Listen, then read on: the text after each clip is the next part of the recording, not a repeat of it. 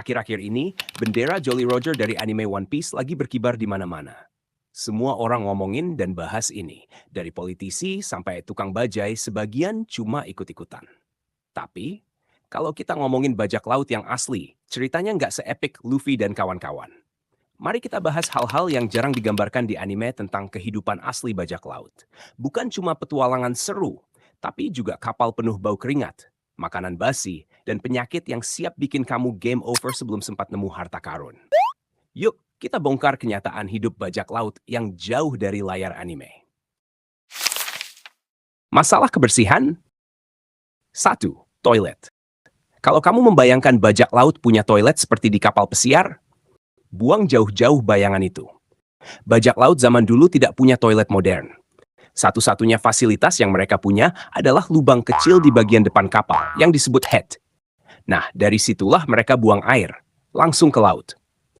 Masalahnya, lubang itu letaknya di ujung kapal, terbuka, dan nggak ada pegangan nyaman. Jadi kalau laut sedang bergelombang, apalagi saat badai, risikonya bukan cuma celana basah, tapi ikut nyemplung ke laut.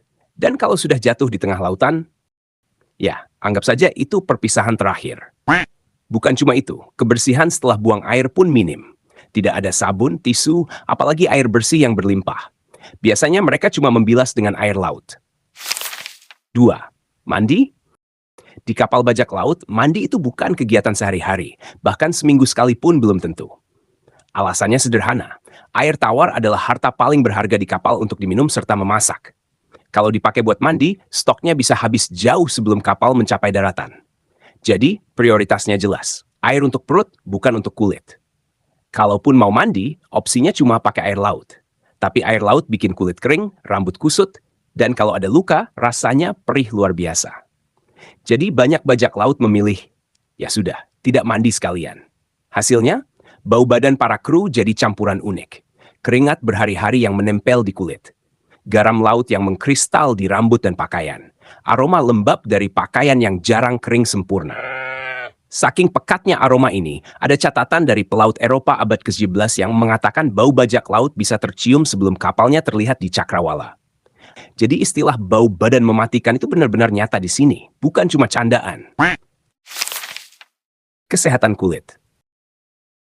Di atas kapal bajak laut, hidup bersih hanyalah mimpi.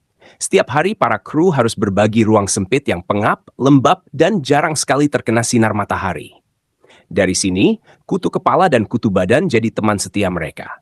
Rambut panjang yang jarang disentuh air sabun berubah jadi sarang kutu. Sementara pakaian yang dipakai berbulan-bulan tanpa dicuci membuat parasit itu makin betah. Malam hari, tidur berdesakan membuat kutu bebas berpindah dari satu tubuh ke tubuh lain. Kudis pun jadi penyakit yang hampir semua kru alami. Rasa gatalnya tak tertahankan, bikin mereka terus menggaruk sampai berdarah. Dan di atas kapal yang kotor, luka kecil itu bukan hal sepele. Sedikit saja ada goresan dari tali atau besi, infeksi bisa menyebar cepat. Kulit membengkak, bernanah, dan tubuh dilanda demam tinggi. Rambut mereka kusut, jenggot keras penuh garam, dan pakaian selalu lembab. Bau apek bercampur keringat dan luka terbuka jadi aroma sehari-hari di dalam kapal. Dan kalau infeksi semakin parah, ada satu jalan terakhir. Amputasi. Dilakukan tanpa bius, hanya ditemani segelas rum untuk meredam rasa sakit. Pisau atau kapak dipanaskan, lalu sekali tebas, anggota tubuh dipotong. Jeritan bercampur suara kayu berderit dan ombak jadi saksi bisu kejamnya kehidupan bajak laut. 2. Makanan yang bikin lupa nafsu makan. Di kapal bajak laut, makanan bukan soal enak, tapi soal bertahan hidup. Lupakan bayangan pesta besar dengan daging segar dan buah melimpah. Kenyataannya, yang ada hanyalah makanan keras, asin, basi, dan seringkali menjijikan. Menu utama mereka adalah hardtack, biskuit keras yang lebih mirip batu daripada makanan. Dibuat dari tepung, air, dan sedikit garam, dipanggang sampai kering agar tahan lama. Masalahnya, setelah berminggu-minggu atau berbulan-bulan disimpan, biskuit ini sering dipenuhi belatung, jamur, atau kecoak laut kecil yang ikut bersarang. Para kru tetap memakannya, kadang dengan cara merendam di air atau sup agar agak lunak. Dan kalau ada belatung, anggap saja itu tambahan protein gratis. Selain itu, ada daging asin, biasanya babi atau sapi. Daging ini diawetkan dengan garam dalam jumlah banyak, lalu disimpan di tong kayu. Hasilnya, Rasanya jadi campuran antara asin berlebihan, bau anyir, dan aroma aneh yang bikin perut mual. Kadang dagingnya begitu keras sampai harus dipukul dengan palu sebelum bisa dipotong. Buah dan sayur segar adalah kemewahan langka di laut. Tanpa asupan vitamin C, banyak bajak laut terkena penyakit scurvy. Gejalanya parah, gusi membengkak dan berdarah, gigi satu persatu rontok, kulit pucat, tubuh lemas, bahkan ada yang mati perlahan karena kekurangan nutrisi. Untuk air minum, masalahnya lebih pelik lagi. Air tawar disimpan dalam tong kayu, dan dalam beberapa minggu saja rasanya bisa berubah jadi basi, keruh, bahkan berbau busuk. Kadang ada lapisan lendir hijau yang mengambang di permukaan. Karena itu, banyak bajak laut mencampur air dengan rum atau bir agar lebih tahan lama dan aman diminum. Efek sampingnya jelas, kru sering mabuk, tapi setidaknya mereka masih bisa menelan sesuatu tanpa muntah. Jadi, setiap kali ada bajak laut yang berhasil merampas kapal penuh makanan segar, itu bisa jadi hari terbaik dalam hidup mereka. Pesta singkat sebelum kembali lagi ke rutinitas mengunyah biskuit batu berbelatung dan menyeruput air basi bercampur rum. 3. Tidur dan kehidupan sehari-hari. Di kapal bajak laut, tidur nyaman hanyalah mimpi. Tidak ada kasur empuk, apalagi kamar pribadi. Sebagian besar kru tidur di hammock, tempat tidur kain yang digantung, karena praktis dan bisa mengayun mengikuti gerakan kapal. Namun tidak sedikit juga yang terpaksa tidur langsung di lantai kayu yang keras, lembab, dan dingin. Ruangan tidur sempit, pengap, penuh orang, dan hampir selalu berbau apak. Kapal jarang benar-benar kering. Ombak yang menerpa dek membuat air laut sering merembes ke dalam ruang kru. Jadi, tidur dengan pakaian lembab sambil mencium aroma apek dan garam adalah hal biasa. Ditambah lagi, serangga dan tikus berkeliaran tanpa henti. Tikus bukan hanya menggerogoti persediaan makanan, tapi juga jadi pembawa penyakit. Namun anehnya, kehadiran mereka kadang dianggap normal karena semua kapal laut kala itu memang dihuni tikus. Kehidupan sehari-hari di atas kapal jauh dari kesan heroik seperti dalam film. Rutinitas mereka monoton dan melelahkan.